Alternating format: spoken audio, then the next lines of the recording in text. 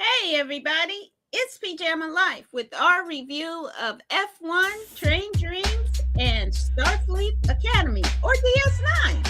Let's take a look.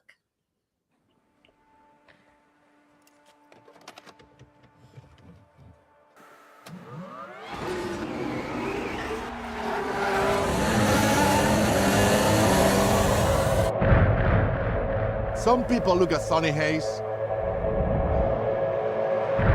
They see a gambling junkie who missed his shot. The best that never was.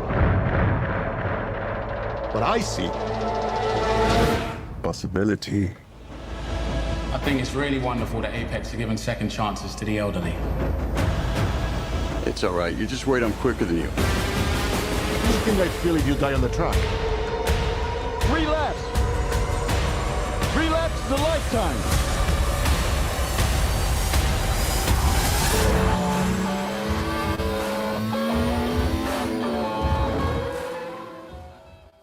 Hey everybody, welcome back. And it's the dynamic duo today. David, say hey to the people. Hey, everybody. Great to be with you tonight. It's a chilly night across the country, but we've got some films that may be heating up. Or not. So tell me what you thought of this speed version of Top Gun. Or Top Car, which Tom Cruise Yeah, and Nicole oh. Kidman made.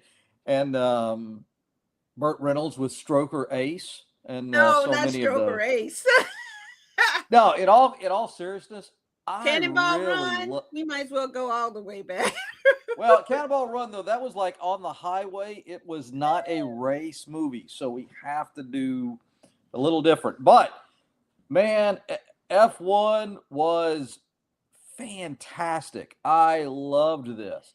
I loved the music. I loved the speed of it. When you've seen – now, have you ever been to like a Formula One or those kind of cars, like a race in person? Not Formula One. I think I've been to one of the, not Daytonas, but one of those kind of race One of the tracks. day, okay, that kind of car. Well, and I probably prefer. I'm not an expert by any means. I probably prefer those cars, but with the F1, those vehicles are so low to the ground, and it is unbelievable to watch them go. And the speed, it's fascinating in person, in the real life. And I love the movie. Brad Pitt was great. Javier, man, he is so tremendous in every role. And I love how he can be so many different people. I mean, he is truly an actor's actor. And so I loved this. I wasn't necessarily expecting it. Top Car was okay with me. Now, what about you? I loved it. How do you feel? I liked it. I thought it was really good. I see why it was nominated for Best Sound because, I mean, it really captured the feel of being there and the look. And I thought that it was well acted. I thought it was his character, Brad Pitt's character, was really interesting. Mm-hmm. I thought that it was really he really didn't speak a lot, similar to what we'll see in Train Dreams. They're both kind of westerns in a different kind of way, and it's that lone gunslinger kind of person comes in to save the town, save the people. It's that kind of thing, and it's really great to see him in a role like this. I mean, if you kind of compare Top Gun and F1, it's the same director. And I think I like this one better. I know for people who love Top Gun, they're gonna be all like, "What are you talking about?"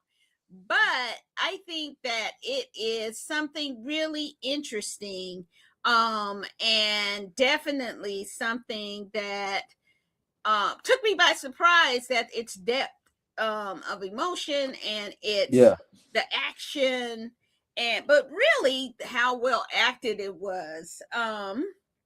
Damson, I forget his last name, but he was in Snowfall. And Carrie, I think her name is Condon, the engineer. It's so interesting because in our TV shows they have American accents, and so I never knew she was Irish. I didn't know until recently that he is British. And so it's just like, oh my gosh, how do they get our accents so right? And then we botch theirs in any movie. And botch them badly. Yeah, it's kind of crazy. Botch them badly. Yeah, so I think if you want, it's I think why I don't love it, I think it's a touch too long. I mean, it's like 2 hours and 40 minutes or something like that. It's up there. I thought it went by fast, but it is a longer flick. It didn't go by fast the first time I watched it. I was like, come on already. I think they still could have shaved a half hour off of it and it would have been top notch. So, but I think overall it's a great movie. I see why it got nominated. It's kind of that classic kind of movie the committee likes. So we'll see. But definitely, I think we both agree to put your shoes on and go and watch F1 on Apple TV Plus. Yep. All right. Next up is one of the quietest movies out there. But let's take a look at Train Dreams on Netflix. World's an old place. Probably nothing it hasn't seen by now. This world is intricately stitched together, boys. Every thread we pull, we know not how it affects the design of things. Yeah, what do you do? Do you think bad things that we do follow us through life? I don't know. I've seen bad men raised up and good men brought to the knees. It's all threaded together, so you can't tell where one thing ends and another begins. Beautiful, ain't it? What is? All of it. Every bit of it. Wow. Okay, so this is based on a novella. And I'll probably review both to compare the movie and the novella. I just thought this was so boring though. Was it beautiful? Yes. Did Joel Edgerton do an amazing job? Definitely. Was it so heavy? Yes, it's so heavy and so quiet. I mean, that's the power of it. But I think that during these times, I'm just not really, I just don't want to watch something this heavy. However, it is beautiful. Definitely a movie that deserves the cinematography Oscar. It is one of the most beautiful movies that I've seen. I think its only competition might be Frankenstein. And this was just gorgeous, but I was like, oh my goodness. I had to watch it twice. The first time I fell asleep 2 times. I was going to ask, that was my next question. My first question to you was, did you sleep? Did you get a couple of, whoo? I was knocked out. And it's so sad. But I understand what it does. And then you have to ask yourself at the end of it, was it real? It's really interesting. What did you think, David? I mean, I love the fact, not that anyone planned it this way, except, well, maybe you with the selection of these, but to see a fast movie like F1 that's quiet, with leading characters kind of quiet, whereas this, lots going on. We see a big passage of time, but it's such a quiet film in that. I have to say, I really I agree it was beautiful. I think the story was powerful. It Yeah. was harder for me to enjoy, but I thought it was amazingly beautifully done. Yeah. And we have three in this very quiet film. We have three individuals who have their own action figures from it, two of which are from Star Wars, and the third from Jurassic Park 3. Oh, And they're all in scale together. So which is kind of fun for me. Uh, well, did Joel Edgerton have one for Batman? I mean, I know this is a little off topic, but no. Christopher Nolan's Batman as Bane? No, Joel That's Edgerton had it interesting. for Owen Lars in Attack of the Clones and Revenge of the Sith and Kenobi. He was in Kenobi. So we saw him, yes. he He reprised played his Uncle role Ben. there. Yeah, And I mean, that's he's crazy. he is so right. good. There's the talent that George Lucas basically just have phoned it in Yeah. for those prequels. When Yeah. you look, Rose Oh. Byrne, Oh, stop Natalie talking about the Port- prequels, man. Oh my! Well, hey, they're They're a beautiful. piece I of love them. they're gorgeous compared to other things. But Joel is great. It was Yeah. great to see Felicity Jones. I thought their interactions together so sweet and poignant. This was a powerful story. It's not riveting cinema, Yeah. but it is a story that does what good film should do, which is, in my mind, touches you. Now you fell Yeah. asleep a little bit, so maybe we had to maybe maybe it needed it a little was bit more just tap on the shoulder. overwhelming emotion, and I just couldn't process it. And It's a lot. It's a lot. It's heavy. It It's really heavy. is. But But it's powerful movie about grief and Yeah. loss and how you slowly come through it.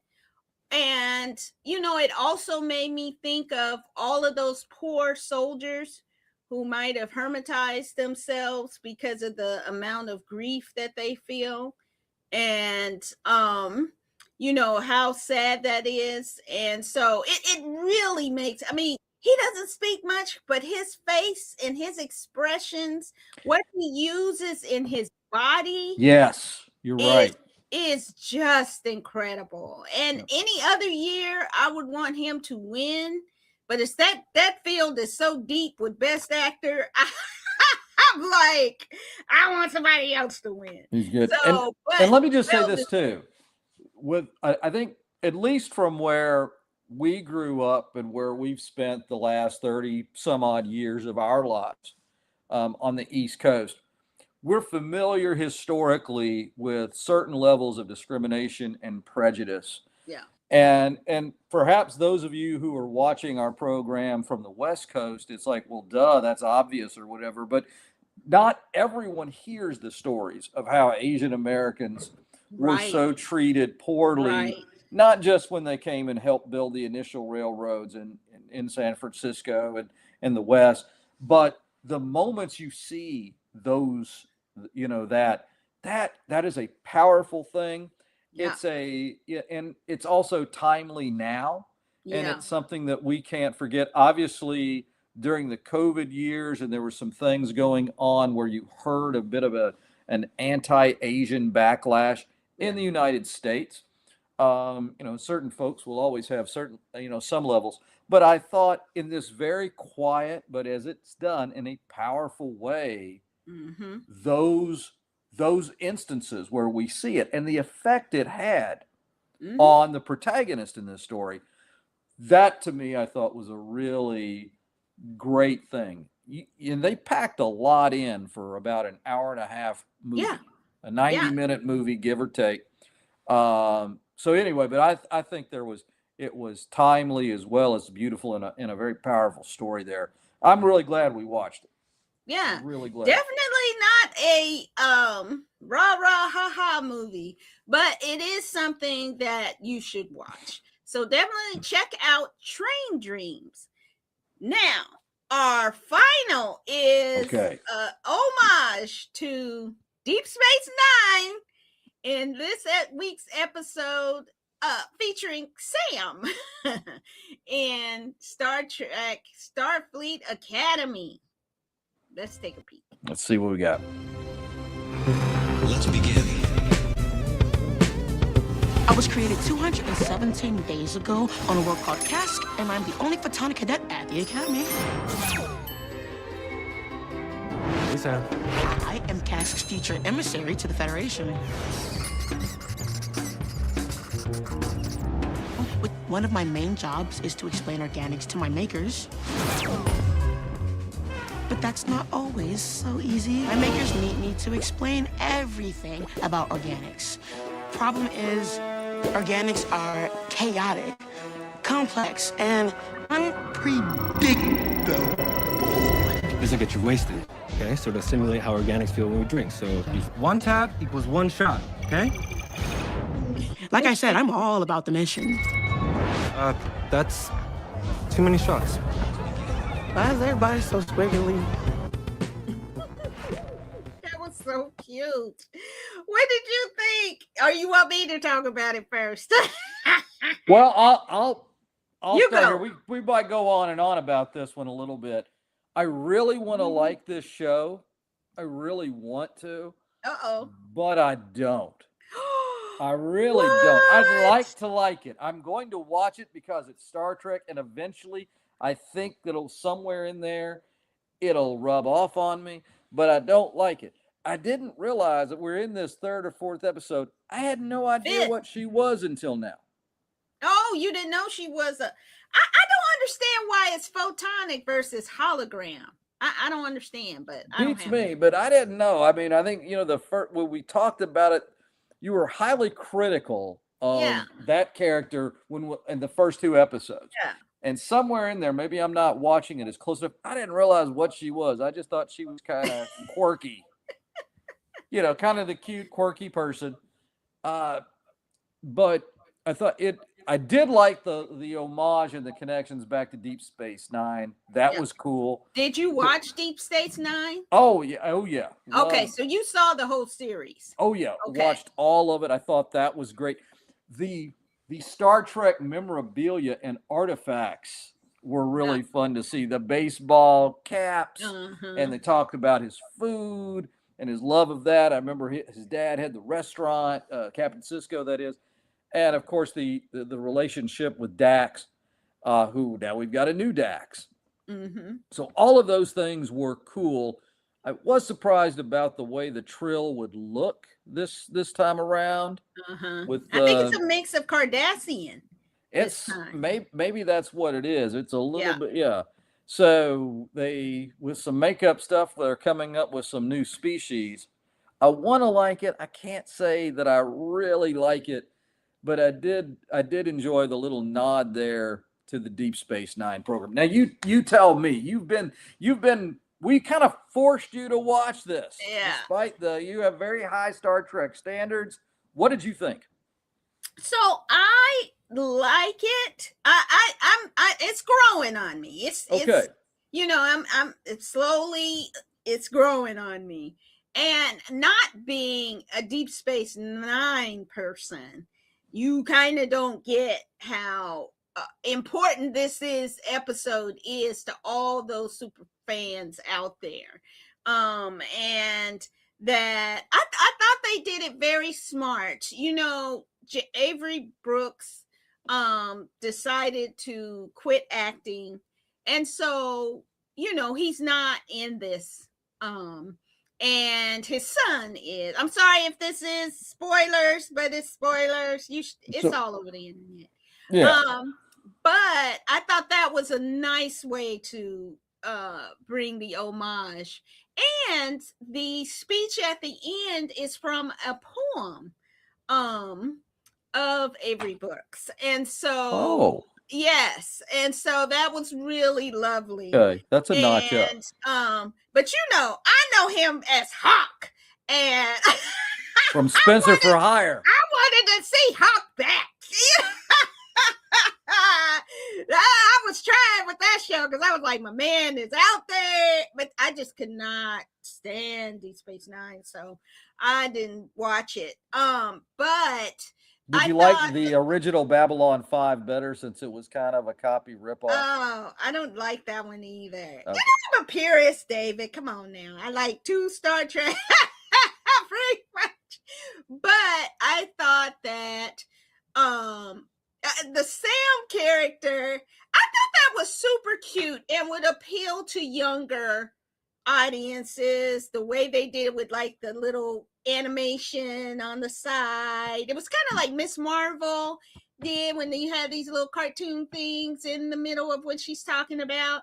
However, I don't understand quite her role as the emissary, and I just don't understand why they picked this person.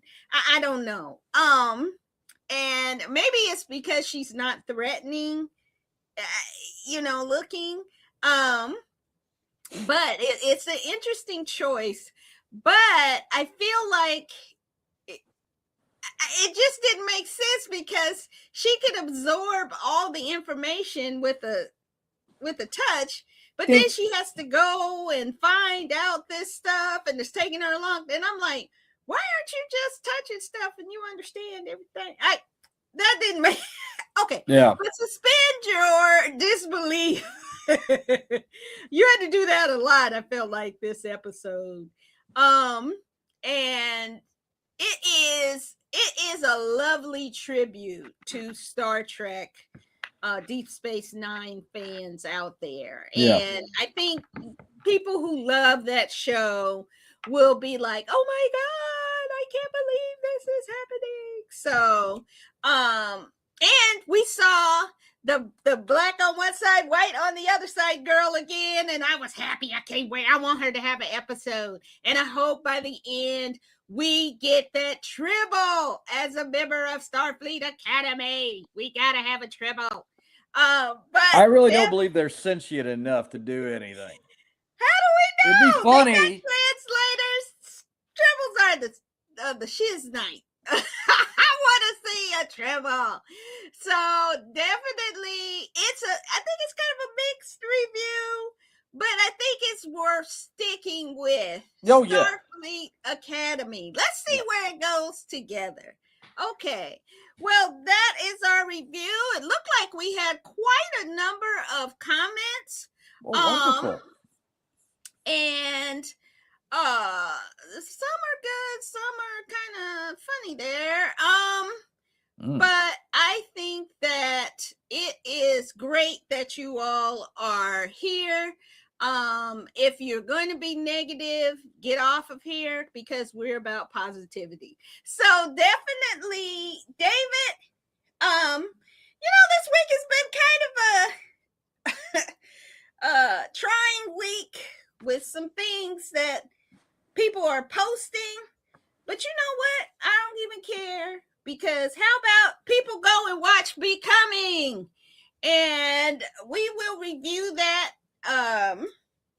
in a couple weeks. We're going to review Becoming. But I encourage you to go and watch it now. Next week, we're going to look at Cross, and we'll pick up the next episode of Starfleet Academy. And I think we'll talk about the Olympics. The Olympics have just begun. And you know me, I'm an Olympic super fan from the cradle, baby. So I have watched every year, every Olympics since I was in the cradle, really, of the Olympics. So I know a lot of trivia. But definitely we'll talk a little bit about that. David, let's say goodnight to the people. Hey, everybody. Well, all right. Well, thank you all so much for joining us. Glad to talk to you about this.